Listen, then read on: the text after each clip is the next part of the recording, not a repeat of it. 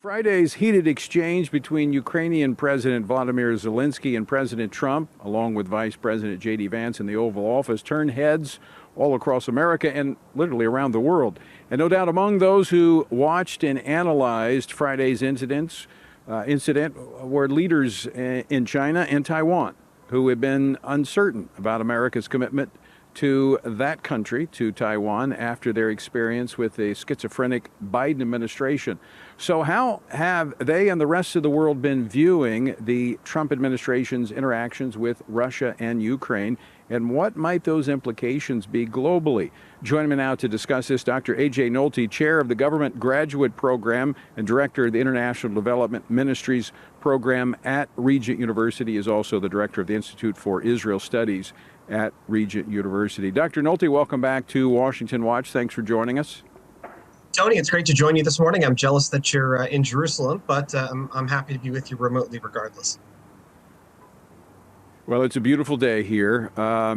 So I want to get your take on Friday's extraordinary public exchange, volatile exchange between Vice President J.D. Vance, President Trump, and Ukrainian President Vladimir Zelensky.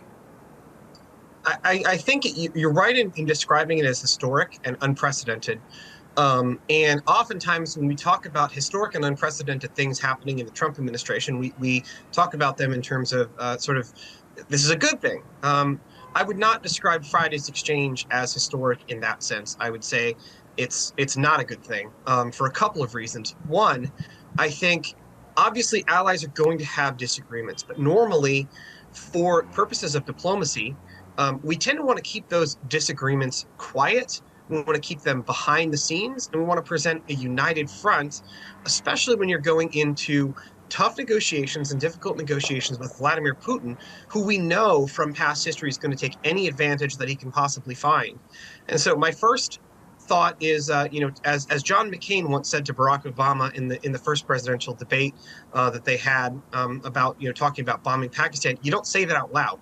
Right. So that's the first comment that I have. The second is one of the concerns that I see from this. And, Tony, I'm primarily a Middle East guy, and I'm just struck by the way President Trump and Vice President Vance are responding to Russia. It's eerily and I think unfortunately reminiscent to me of the way in which the Obama administration responded to Iran. And let me just point out a couple of similarities. Number one, seeming very desperate to get some sort of deal and some sort of reset, and assuming that the previous administration is the only actor that's responsible for those negative relations. Number two, seeing our allies that won't go along with that as impediments to that deal or to that sort of wonderful agreement. And number three, this leads then, and what we saw with the Iran deal was this led our allies to start working around us. Now that in some ways it was a good thing because it led our allies to be more active, but it does give you less influence as the United States over the eventual outcome. So I do have some concerns about what we saw on Friday. Dr. Nolte, my sense is from conversations with those close to the meeting that this was not an anticipated outcome, that President Trump did not go into it in a volatile way or in a way to provoke. He thought he was going to come away with the signed deal on the rare earth minerals. And that didn't happen. But I think it may go back to what you said earlier, is I think maybe President Zelensky feeling that the United States was becoming too close to Russia and that he was going to get the short end of the stick.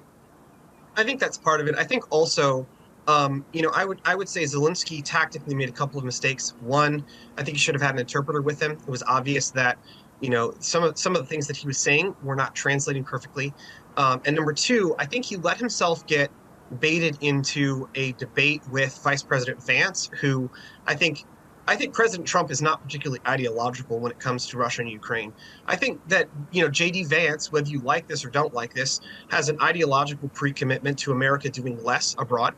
And so, I'm not saying Vance was spoiling for a fight, but I think, Vance and Zelensky were going to come in with very different attitudes toward this. And so, there's a little bit of an oil and water situation there. So I do think that President Trump kind of got caught up in the dynamics of the moment, and that wasn't necessarily his intent.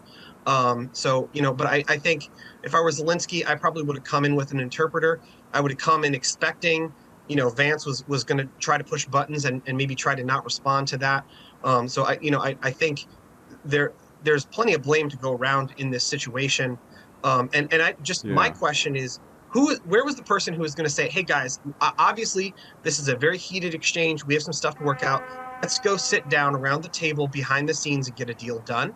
And take the cameras away from that situation, because I think that would have also de-escalated things in a way that needed to happen. Dr. Nolte, I think that's a good read on it. I do think the president was not anticipating that, kind of caught up on it. I do think in looking back at it that J.D. Vance may have been more geared up for that. But final question for you, we just have a couple minutes left, Dr. Nolte. The implications that this has for elsewhere around the world, in particular Taiwan, that has China breathing down their neck. There's two reads on the implications of this for Taiwan. The read that you get from some folks in the Trump administration is, well, we're trying to pivot to Asia. Of course, we remember, and I hate to make these analogies between a Republican president and President Obama, but we remember the Obama administration talked about a pivot to Asia the entire time there as a means of moving away from the Middle East, right? So you could look at it through that lens. I look at it through a different lens, and I look at it this way.